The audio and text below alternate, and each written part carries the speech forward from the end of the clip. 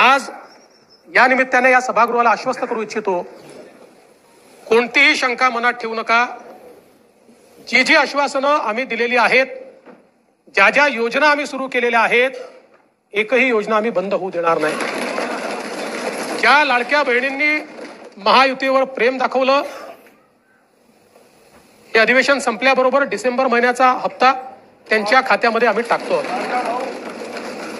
आणि काहीच बदल नाहीये। नाना, मी या ठिकाणी स्पष्ट करू इच्छितो, कुठलेही नवीन निकष नाहीत, आता तर सगळ्यांनाच टाकतो, पण ऍपरंटली असं लक्षात येत आहे की काहींनी 4-4 खाती उघडलेली आहेत।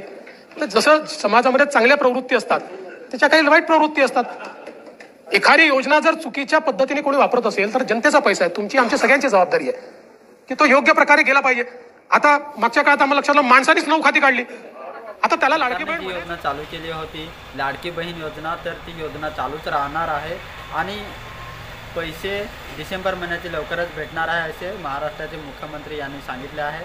तर सगळ्यांच्या खात्यामध्ये पैसे येणार आहेत। कुणालाही त्याच्या असतील तर त्यांनी परत फॉर्म भरायचे असे मुख्यमंत्री देवेंद्र फडणवीस यांनी सांगितले आहे।